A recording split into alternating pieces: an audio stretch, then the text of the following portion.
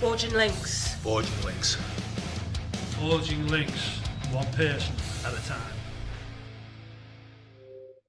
Welcome to our mastermind.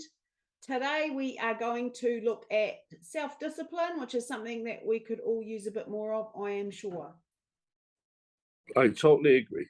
Let's do it. Yeah. Let's get started. Right. This visit brings us to the sixth principle of success, without which the 5 principles I have given you previously would be useless. It is the principle of self-discipline. Self-discipline, as I am presenting it to you here, has reference not only to your mastery of negative habits, which stand in the way of your success, but more particularly to your development and enforcement of the positive habits you will need in order to avail yourself of the 6 assets you brought over with you in that sealed envelope I mentioned in our first visit. Now let me give you a list of the more important things over which you will have to exercise self-discipline before you can embrace and use the great master key to riches. 1, you will have to gain mastery over your tongue by acquiring the habit of thinking first and then speaking after you are sure that what you say will benefit you and not injure others. A loose tongue often is one's greatest liability. 2, you will have to exercise self-discipline in mastering the common tendency to strike back at those at whom you have a cause, real or imaginary, for a grievance. You must remember that everything you do to or for another, you do to or for yourself, because your every thought and every act which benefits or injures another person comes back to you in kind, greatly multiplied. So, if you feel that you must slander another person, do not speak it, but write it. Write it in the sands near the water's edge, then move away from it until the tides have flown. 3, you will have to exercise self-discipline over all of your emotions, particularly your emotions of love, hate, fear, and sex. These are the big 4 of your emotions, and they can make you or break you according to the extent of discipline you exercise over them. 4, your mental attitude needs discipline and control at all times. Lacking this discipline, it can, and it often does, drive away friends, destroy opportunities to get ahead, brings on physical and mental illness, develops stomach ulcers, and makes peace of mind impossible. 5, I have reserved the emotion of sex for special mention, because failure to exercise self-discipline over this emotion probably heads the list of all the causes of personal failure. The emotion of sex is the most powerful of all emotions, and it is nature's great creative instrument with which all species of living things are perpetuated. The proper means of self-discipline of the emotion of sex is transmutation, the control and direction of this great emotional feeling toward the attainment of worthy purposes, such as the fulfillment of one's major purpose in life. The great leaders, artists, orators, industrialists, and professional people have learned the art of sex transmutation through the proper system of self-discipline. Because of the delicacy of the subject of sex emotion, I am limited as to the information I can give you about it on this visit, but I have covered the subject much more in detail in some of my books. And 6, your stomach also needs discipline through the proper habits of dieting and fasting, because information on dieting and fasting should come from your own doctor.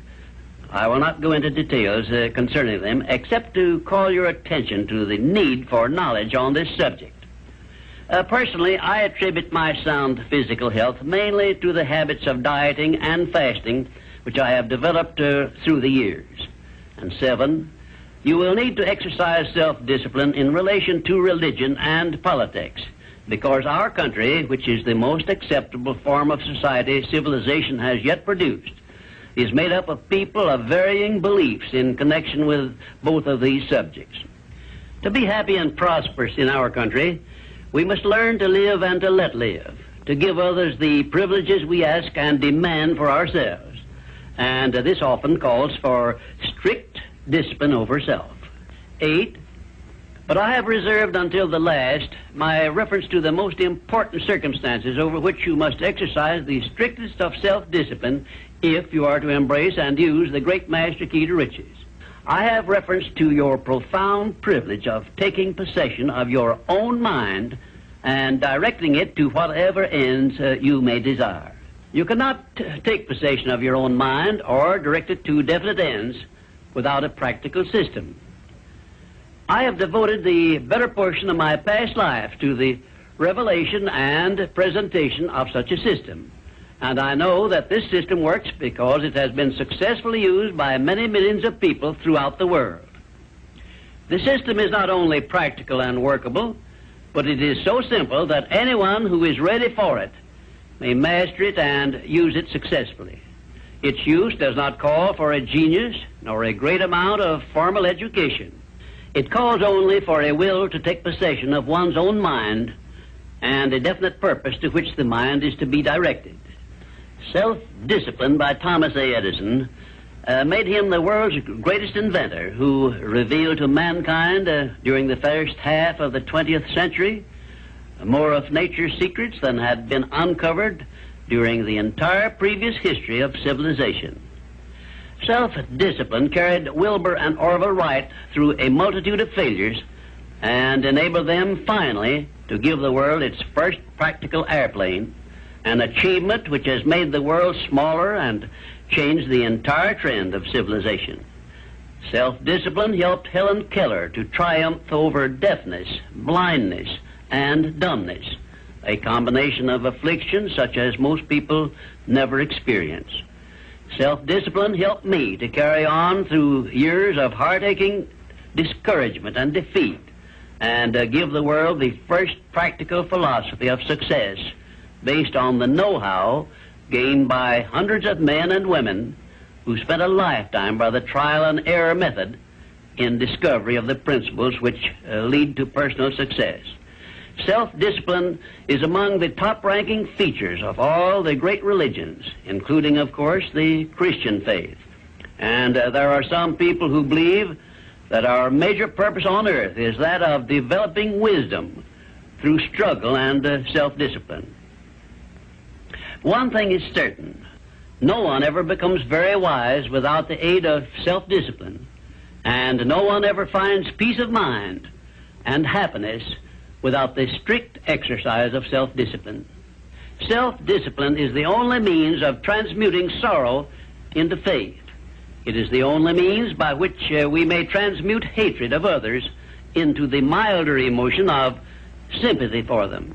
It is the only means by which we may reveal and profit by the seed of an equivalent benefit which comes with every adversity and every defeat.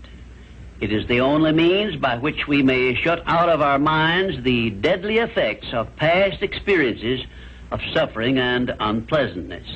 And it is the means by which we may discover that other self we carry around with us, that self which has great capacity for belief and does not become influenced by failure and defeat.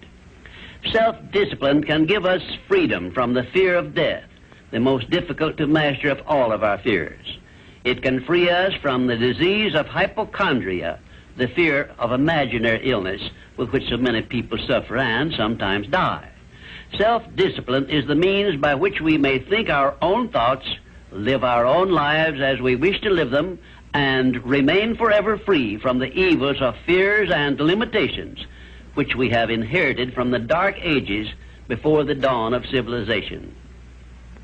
The Creator never gives one an asset or benefit without passing along with it the means by which it may be embraced and used.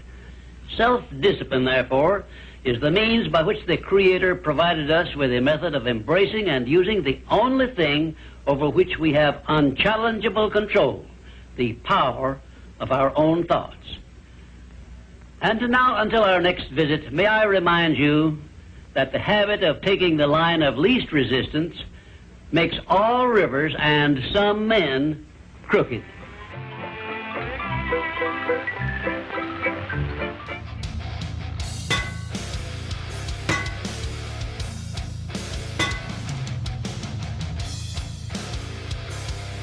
Forging links. Forging links. Forging links, one person at a time.